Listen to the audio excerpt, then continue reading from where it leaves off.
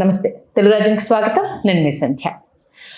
Megastar Chiranjeevi గారి గురించి మన తెలుగు రాజ్యం ఛానల్ ద్వారా చరిత్రకారులు, సినీ రాజకీయ విశ్లేషకులు చిల్లాగట్టు శ్రీకాంత్ గారి పుణ్యమా అని అనేక విషయాలు మనం తెలుసుకుంటున్నాం. ఈ నేపథ్యంలో ఏదైనా ఒక అంశానికి సంబంధించి నేర్చుకోవాలన్న తపన ఎక్కడో దగ్గర మనం ఇన్స్పైర్ అవుతాం. కాకపోతే ఆ విద్యను నేర్చుకోవాలంటే అది తెలిసిన గురువు దగ్గరికి వెళ్ళి నేర్చుకుంటేనే దాంట్లో మనము కొంత ప్రదర్శించగలుగుతాం. మరి మెగాస్టార్ చిరంజీవి గారి విషయంలో ఎవరు ఆ గురువులు, ఆయన ఆ గురువుల వద్దకు ఎలా చేరుకున్నారు, అసలు ఆ సినిమా తపన అనేది ఆయనకు ఎవరు, అంటే ఆయనలో ఆ తపన ఉంది అని గుర్తించి ఆయనకు మెలకువలను నేర్పించిన వాళ్ళు ఎవరు తెలుసుకునే ప్రయత్నం చేద్దాం. చరిత్రకారులు, సినీ రాజకీయ విశ్లేషకులు చిల్లగట్టు శ్రీకాంత్ గారు మనతో ఉన్నారు. ఆయన మాటల్లో. శ్రీకాంత్ గారు నమస్తే. నమస్కారం అండి. ఎందుకంటే ఏ విద్యార్థికైనా సరే గురువు అనేది ఆ దశ నుంచి స్టార్ట్ అవుతుంది. కొంత ఎదిగిన తర్వాత వివిధ కళారంగాల్లో మనం ఎదగాలి అని అన్నప్పుడు ఖచ్చితంగా ఆ విద్యకు సంబంధించిన వాళ్ళ దగ్గరికి వెళ్ళి నేర్చుకుంటేనే అది మనకు అబ్బుతుంది. మరి మెగాస్టార్ చిరంజీవి గారి విషయంలో ఎవరు ఆ గురువు? ఇక్కడ చిరంజీవి గారి గురువు ఎవరు అని చెప్పుకునే ముందు మనం south Indian film chamber of commerce వీళ్ళు 1973లో చెన్నైలో నటశిక్షణ సంస్థని నెలకొల్పారు. 73 నుంచి 75 వరకు ఫస్ట్ బ్యాచ్ అన్నమాట. ఫస్ట్ బ్యాచ్ ఆర్టిస్టులు రజనీకాంత్ గారు, హేమా చౌదరి గారిని, బృందావన్ చౌదరి గారిని ఒక ఆర్టిస్ట్ ఉండేవారు. వారి కుమార్తె హేమా చౌదరి గారు కన్నడంలో చాలా మంచి పాత్రలు వేశారు, మంచి సినిమాలు చేశారు. అంకినీడి గారు, ప్రదీప్ శక్తి గారు వీళ్ళ ఫస్ట్ బ్యాచ్ స్టూడెంట్లు. ఈ ఫస్ట్ బ్యాచ్ వీళ్ళని ట్రైన్ చేసినటువంటి వారిలో దేవదాస్ కనకాల గారు ఉన్నారు అక్కడ ఆ ఇన్స్టిట్యూట్లో చెన్నైలో. ఇక్కడ హైదరాబాద్ సాంగ్ అండ్ డ్రామా డివిజన్లో లెక్చరర్గా పనిచేస్తున్నటువంటి దేవదాస్ కనకాల గారి అర్ధాంగి ఎవరైతే ఉన్నారో లక్ష్మీ కనకాల గారు, వారు కూడా ఈ ఫిల్మ్ ఇన్స్టిట్యూట్ చెన్నైకి రావడం జరిగింది. వచ్చిన తర్వాత 1973-75 బ్యాచ్, ఈ బ్యాచ్ తర్వాత 77 బ్యాచ్లో శివశంకర వరప్రసాద్ గారు చేరారు. ఈ రెండు బ్యాచ్లు చిరంజీవి గారు అంటే శివశంకర వరప్రసాద్గా ఉన్నప్పటి రోజులు చిరంజీవి గారు 5th బ్యాచ్ చిరంజీవి గారు. మధ్యలో వీళ్ళకంటే ముందు బ్యాచ్ రాజేంద్ర ప్రసాద్ గారు, అదే రాజేంద్ర ప్రసాద్ గారు సీనియర్, నారాయణరావు గారు వీళ్ళందరూ ముందు బ్యాచ్, చిరంజీవి గారి కంటే ముందు బ్యాచ్.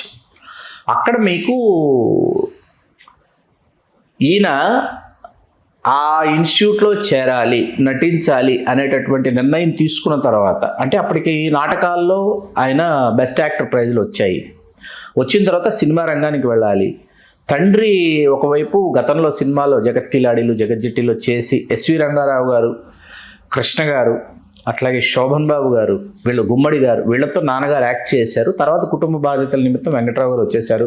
అవి చూసి అవన్నీ బలంగా, అట్లాగే బాలరాజు కథలో మాస్టర్ ప్రభాకర్, వీళ్ళ ప్రభావం చిరంజీవి గారి మీద చాలా ఉంది. కాబట్టి నేను నటుడిని కాగలను, నాలో ఒక కళాకారుడు ఉన్నాడు అని ఆయన గుర్తించి ఆయన తన ప్రయాణాన్ని ప్రారంభించిన సమయంలో 1977 జనవరి ఆ సమయంలో మధు అని వీళ్ళ స్నేహితుడు ఎవరో అంటే అతన్ని కలవడానికి వచ్చినటువంటి మిషతో చిరంజీవి గారి ఇన్స్టిట్యూట్కి వెళ్ళి ఇన్స్టిట్యూట్లో చేరాలంటే ఏంటి, గ్రాడ్యుయేట్ అయ్యి ఉండాలా, ఏంటి, ఎన్ని నెలల కోర్సు, ఇవన్నీ కనుక్కొని ఆ తర్వాత చిరంజీవి గారు 1977 జూన్లో చిరంజీవి గారు చేరడానికి ముందు వీళ్ళకి ఈ అప్లికెంట్స్ ఎవరైతే ఉంటారో అప్లికెంట్స్కి డైలాగ్స్ పంపిస్తారు. దాదాపు ఆ రోజు వచ్చినటువంటి వాళ్ళల్లో 25-30 మంది ఉన్నారు అప్లికెంట్స్. 25-30 మందిని ఇంటర్వ్యూ చేసేటటువంటి గురుస్థానాలు ఎవరైతే ఉన్నారో ఆ గురుస్థానాధిష్టులు దిగ్దర్శకులు పి పుల్లయ్య గారు, కె విశ్వనాథ్ గారు, టీవీఎస్ రాజు గారు, దాసరి నారాయణరావు గారు, ప్రిన్సిపాల్ వైజీపీ గారు, లక్ష్మీ కనకాల గారు వీళ్ళు చూస్తున్నారు అన్నమాట. దేవదాస్ కనకాల గారు. చిరంజీవి గారు ఏం చేశారు లోపలికి, అప్పటికి ఆయన ప్రసాదే, ఆయన్ని ప్రసాదనే పిలుచుకునేవారు. ఇంట్లో శంకర్బాబు అని పిలిచేవాళ్ళు చిరంజీవి గారిని, ఇక్కడ అందరూ ప్రసాద్ అని పిలిచేవాళ్ళు అన్నమాట. వచ్చిన తర్వాత మీకు మేము పంపించినటువంటి డైలాగ్స్ అందాయని అడిగితే, అందాయండి చెప్పమంటారంటే దాసరి నారాయణరావు గారు అన్నారంట, కాదు అందరూ అవే చెప్తున్నారు, నీదంటూ నీకు ప్రత్యేకత ఉంటుంది కదా, నీదేదైనా ప్రత్యేకత ఉంటే నిరూపించుకుంటే నేను డాన్స్ చేస్తాను అన్నాడు. సరే చెయ్యి అన్నారు. వెంటనే అక్కడ ఉన్న వాళ్ళందరూ డాన్స్ చేస్తాననేటప్పటికి చెయ్యి అన్నారు. No tape recorder, no cassette. Chiranjeevi గారు అటు ఇటు చూశారు. అక్కడ టేప్ రికార్డర్ కానీ, క్యాసెట్ కానీ, ఏదైనా మ్యూజికల్ ఇన్స్ట్రుమెంట్ కానీ ఏమైనా ఉన్నాయా, ఏమైనా ప్లే చేస్తారంటే ఏ ఏర్పాట్లు లేవు, ఏమీ లేవు అసలు. ఆయన నోటితో మ్యూజిక్ని హమ్ చేసుకుంటూ ఆయన తనకు డాన్స్ చేయటం మొదలుపెట్టారు. అక్కడ ఉన్న వాళ్ళందరూ ఏంటంటే ఆశ్చర్యపోయారు. ఎందుకంటే ఇమ్మీడియట్ స్పాంటేనియస్గా నోట్తో మ్యూజిక్ని హమ్ చేసుకుంటూ ఆ సంగీతానికి అనుగుణంగా లయబద్ధంగా ఆయన వేసిన స్టెప్స్ చేసినటువంటి డాన్స్ అక్కడ ఉన్నటువంటి వాళ్ళని ఆకట్టుకున్నాయి. అయితే 7 మంది సెలెక్ట్ అయ్యారు, 6 జెంట్స్, 1 లేడీ సువర్ణ ఆవిడ. తర్వాత ఏమో సువర్ణ గారు చిరంజీవి గారితో 2 సినిమాల్లో హీరోయిన్గా చేశారు ఆవిడ. ఐ లవ్ యూ ఒకటి, జాతర 2 సినిమాల్లో స్టార్టింగ్ లో కదా 2 సినిమాల్లో ఆవిడ హీరోయిన్గా చేశారు. తర్వాత చిరంజీవి గారు, హరిప్రసాద్ గారు, భాస్కర్ గారు, వీళ్ళు ఇంకొక 3, మొత్తం 7 సెలెక్టెడ్. ఆ తర్వాత సాయంత్రం 7గురికే ఇస్తారు శిక్షణ. 7గురిలో వీళ్ళు ఉన్నారు. చిరంజీవి గారి పేరు కొడందెల శివశంకర ప్రసాద్ అని పేరుంది. ఉన్న తర్వాత ఏంటంటే చిరంజీవి గారు చేరిన తర్వాత మొదటి 3 నెలలు ఆయన వెనుక వరుసలో ఉండేవారు. నటించడానికి బిడియం, తర్వాత భాష మీద ఇంకా ఉచ్చారణ మీద ఆయనకు ఉన్నటువంటి ఇంకా ఆయనకి పట్టుగానే ఏ విధమైనటువంటి ఇది లేనటువంటి సమయంలో లక్ష్మీ కనకాల గారు ఆయన్ని ముందుకు రావాలి, నువ్వు ముందుకు రావాలంటే నువ్వు కృషి చేయాలి, నువ్వు కృషి చేయాలంటే ప్రయత్నించాలంటే నువ్వు డైలాగ్స్ కానీ బాడీ లాంగ్వేజ్ కానీ నువ్వు షేపప్ చేసుకుంటూనే ఉండాలని లక్ష్మీ కనకాల గారు చిరంజీవి గారిని, అంటే చిరంజీవి గారిలో ఏదో ఉంది అని ఆవిడ పసిగట్టారు. ఏదో ఉంది, ఈ కుర్రాళ్ళు ఏదో ఉంది. మీకు వాస్తవంగా అండి మనం మామూలుగా మాట్లాడుకుంటే మీరు ఫెయిర్గా ఉంటారు, నేను ఫెయిర్గా ఉంటాను. మనం ఎక్కడికైనా వెలుపలికి వెళ్ళినప్పుడు, మనం సమూహంలోకి వెళ్ళినప్పుడు, సమూహంలో ఫెయిర్గా ఉన్న వాళ్ళ పట్ల ఒక ఇంప్రెషన్ ఉంటుంది. ఫెయిర్గా ఉన్న పర్సనాలిటీస్ పట్ల ఒక ఇంప్రెషన్, నల్లగా ఉన్న వాళ్ళ పట్ల ఒక ఇంప్రెషన్ ఉంటుంది. ఇది హ్యూమన్ సైకాలజీ, మానవ సహజమైనటువంటి మనస్తత్వాలు. చిరంజీవి గారు he's not fair, but his eyes are very powerful. ఇతనిలో ఏదో ఉంది, ఎక్కడో బిడియపడుతున్నాడు, ఇతనిని ఈ రాయిని మనం సానబెడితే వజ్రం అవుతుంది అని నమ్మిన వారు లక్ష్మీ కనకాల గారు, రాజీవ్ కనకాల మాతృమూర్తి మదర్. ఆవిడ మొదటి 3 నెలల్లో వెనుక వరుసలో ఉన్నటువంటి ప్రసాద్ 3 నెలలు పూర్తయ్యేటప్పటికీ ముందు వరుసలోకి వచ్చి అందరినీ వెనక్కి నెట్టి ఆ ఫిల్మ్ ఇన్స్టిట్యూట్ ఆ 6 months కోర్స్ అయిపోయేలోపు ఆయన నంబర్ 1 అక్కడ ఫిల్మ్ ఇన్స్టిట్యూట్లో ఆయన నంబర్ 1 అన్న విషయం చాలా మంది, ఫిల్మ్ ఇన్స్టిట్యూట్లోనే ఆయన నంబర్ 1 అని తెలియదు చాలా మంది. అతను మొదటి వరుసలో మొదటి స్థానంలోకి వచ్చేసారు. వచ్చిన తర్వాత ఏంటంటే ఫండ్స్ లేకపోవడం వల్ల వీళ్ళప్పుడు ఒక ఫిల్మ్ తీస్తారండి. ఈ ఫిల్మ్ ఇన్స్టిట్యూట్లో ఈ శిక్షణ పొందినటువంటి స్టూడెంట్స్ ఎవరైతే ఉంటారో వీళ్ళందరూ పూర్తయ్యేటప్పటికి వీళ్ళతో ఒక షార్ట్ ఫిల్మ్ లాగా ఒక ఫిల్మ్ తీస్తారు. వీళ్ళకి ఫండ్స్ లేవు. ఫిల్మ్ ఛాంబర్లో ఫండ్స్ లేకపోవడంతో ఆ ఫిల్మ్ తీయటంలా, అంటే మీరు స్క్రీన్ మీద ఎలా ఉంటారో మీకు తెలియాలి కదా, స్క్రీన్ టెస్ట్ అంటారు, మేకప్ టెస్ట్ తర్వాత స్క్రీన్ టెస్ట్ చేయడానికి ఫిల్మ్ మీరు పిక్చర్ తీయాలి, వాళ్ళతో ఫిల్మ్ తీయాలి, లేవు. అప్పుడు చిరంజీవి గారికి పునాదిరాళ్ళలో అవకాశం. అప్పుడు వాళ్ళు వెతుక్కుంటూ ఫిల్మ్ ఇన్స్టిట్యూట్ కుర్రాళ్ళని తిరుగుతుంటే షేక్ అబ్దుల్ ఖాదర్, ఫజలుల్లా హక్ ఆ 2 నిర్మాతల పేర్లు, గూడపాటి రాజ్ కుమార్ గారు దర్శకుడు. నంది అవార్డు వచ్చిన సినిమా అండి పునాదిరాళ్ళు, చాలా మందికి ఆ విషయం కూడా తెలియదు. అప్పుడు ఈ 4 కుర్రాళ్ళల్లో ఒకరు అన్నదానికి తనకు తానే ఎదురు వెళ్ళి ఆ పాత్రని చేజిక్కించుకున్న తర్వాత ఏంటంటే తన పేరు మార్చుకోవడం. మనం ఇంకొక విశ్లేషణలో ఆయన ఎప్పుడు ఎందుకు పేరు మార్చుకున్నారో ఒక విశ్లేషణ చేద్దాం. పేరు మార్చుకున్న తర్వాత సినిమా పత్రికల్లో వార్తలు వస్తున్నాయి, లక్ష్మీ కనకాల గారు చూస్తున్నారు, చిరంజీవి అనే పేరు చూశారు, ఎవరో చిరంజీవి అంట అని అనుకున్నారు.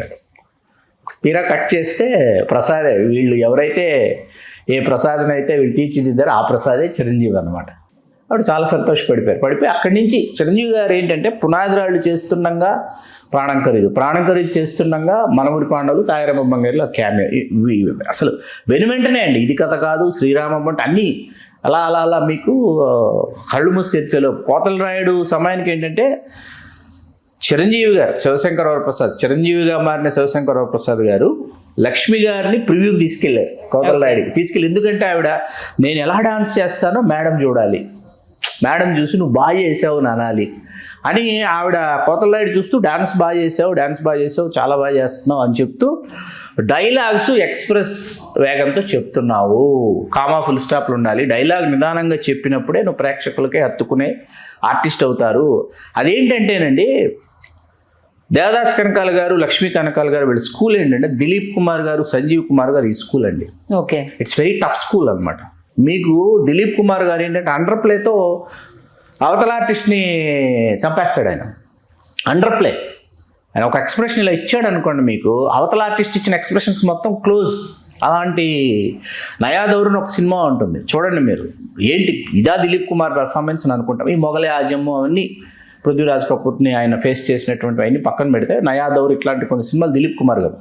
సంజీవ్ కుమార్ గారి పెర్ఫార్మెన్స్ చూడాలంటే అందరూ ఆ కామెడీ టింజ్ ఉన్నటువంటి ఆర్టిస్ట్గా సంజీవ్ కుమార్ గారు ఒక కామెడీ టింజ్ ఉంటుంది ఆయన చేస్తే, ఒక ఇది ఉంటుంది. అది కాకుండా సంజీవ్ కుమార్ని చూడాలంటే కోషిష్ అనే సినిమా చూడాలి. మనిషి అయి పుట్టినవాడు, మరీ ముఖ్యంగా భారతదేశంలో పుట్టినవాడు, వాడు సినిమా ప్రేమికుడు అయినవాడు ఎవడైనా సరే సంజీవ్ కుమార్ కోషిష్ అనే సినిమా చూడాలి ఒకసారి. చూడకపోతే వాడు సినిమాలు ఎవరే కాదు.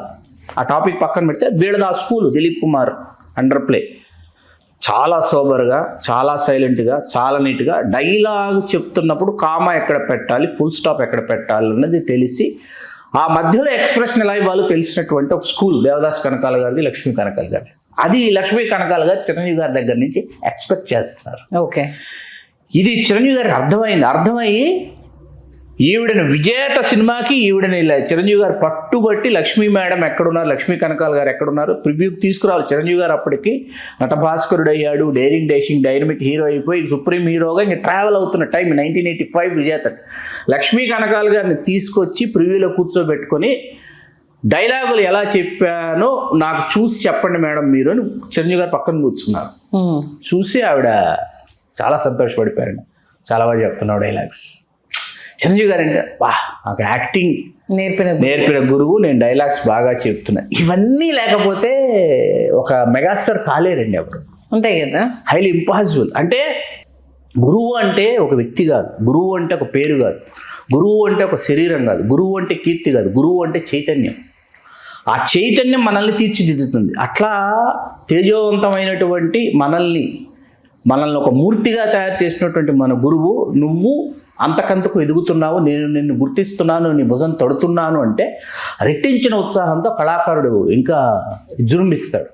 రాఘోపాలరావు గారు అనేవారు, చిరంజీవి గారు కళాకారుడు కాదు కళాకార్మికుడు అని. రాఘోపాలరావు గారు చిరంజీవి గారికి ఇచ్చిన కితాబు కళాకారుడు కాదు కళాకార్మికుడు అన్నాను. మీకు ఒకటేనండి, నేను ఇక్కడ మనం ఇప్పుడు మీరు గురువులు ఎవరు, ఎక్కడ నేర్చుకున్నారు, నట శిక్షణ ఎక్కడ తీసుకున్నారు అని మొదలు పెడితే ఒకటే చెప్తా. బాలచంద్ర గారిని ఎవరో అడిగారు, కే బాలచంద్ర గారిని, చిరంజీవి గారి గురించి ఏంటి మీ ఒపీనియన్ అంటే, Kamal Haasan plus Rajinikanth is equal to Chiranjeevi అన్నాడు ఆయన. Kamal Haasan plus Rajinikanth is equal to Chiranjeevi. మాకు ఇక్కడ ఒక కమల్ హాసన్ ఒక రజనీకాంత్ ఉన్నారు, ఇద్దరు కలిపితే ఒక చిరంజీవి అక్కడ ఉన్నాడు అని చెప్పారు బాలచంద్ర గారు. సూపర్. అలాగా చాలామందికి తెలియని విషయం ఏంటంటే, నాకు చాలా ఇష్టమైన సినిమా ఊరికిచ్చిన మాట అని ఒక సినిమా చిరంజీవి గారు, ఎంబాలయ్య గారు డైరెక్షన్ చేసిన సినిమా.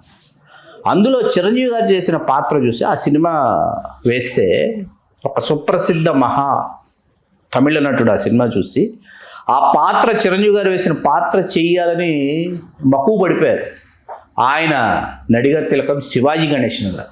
ఓకే, చిరంజీవి గారు చేసిన క్యారెక్టర్ ఆయన వేయాలనుకున్నారు. తమిళ్లో ఈ సినిమా రీమేక్ చెయ్యి బాలయ్య గారు, నాకు ఇవ్వండి రైట్స్. ఆ క్యారెక్టర్ ఎంత బాగా చేశాడు చిరంజీవి, విషయాలు ఎవరికి తెలియదు. That is Chiranjeevi. నిజంగా మీ ద్వారా ప్రేక్షకులు కూడా మన కింద కామెంట్స్ బాక్స్లో ఎంత ఆనందపడిపోతున్నారంటే మీరు చెప్తున్న ప్రతి ఒక్కటి విని, ఇంకా వాళ్ళకి తెలిసిన విషయాలను కూడా కామెంట్ రూపంలో పెడుతూ ఇంకా మీ దగ్గర నుంచి చాలా తెలుసుకోవాలనుకుంటున్నాను సార్. నేను తెలుసుకోవాలని నేను చేస్తున్నా. నేను చిరంజీవి గారి గురించి మరిన్ని విషయాలు తెలుసుకోవడానికి నేను విశ్లేషణలు చేస్తున్నాను. నాకేమీ తెలియదు చిరంజీవి గారి గురించి, తెలుసుకోవాలని నేను చేస్తున్న ప్రయత్నం ఇది. మీకు తెలిసిన ఈ విషయాలే మాకు ఒకంత ఇన్స్పిరేషను. అది ఇంత కష్టపడారా, ఇంత ఏంటి ఒదిగి ఉన్నారా, ఇంత మనుషులకు విలువిచ్చారా, మళ్ళీ గురువుని తీసుకొచ్చేసి ఆ ప్రివ్యూ చూపించేసి తనతో శభాష్ అనుకునేంత వరకు కూడా ఆయన విశ్రమించకుండా పరితపించడం అనేది మామూలు విషయం కాదు. ఎందుకంటే ఇప్పుడు జనరేషన్ వాళ్ళు చిన్న చిన్న విషయాలకే ఎంత నిరుత్సాహపడిపోతున్నారు. ఒక హిట్ దక్కకపోతే కనుమరుగైపోతున్న సందర్భాలు, వెనుక ముందుకెళ్ళండి అని చెప్పలేని పరిస్థితి చూస్తున్నాం చాలా మందిని. కానీ అవన్నీ తట్టుకుని ఇప్పుడు ఆ మెగాస్టార్ రేంజ్లోకి వచ్చారు అని అంటే రావుగోపాలరావు గారు అన్నట్టు ఆయన సినీ కార్మికుడే సార్, కళాకార్మికుడు. ఆ చిరంజీవి గారిని చూస్తే అండి మనకు సుమతి శతకంలో కొన్ని పద్యాలు గుర్తొస్తాయి. వేమన శతకంలో నాకు ఒక పద్యం చదువుకున్నప్పుడల్లా చిరంజీవి గారు గుర్తొస్తారు.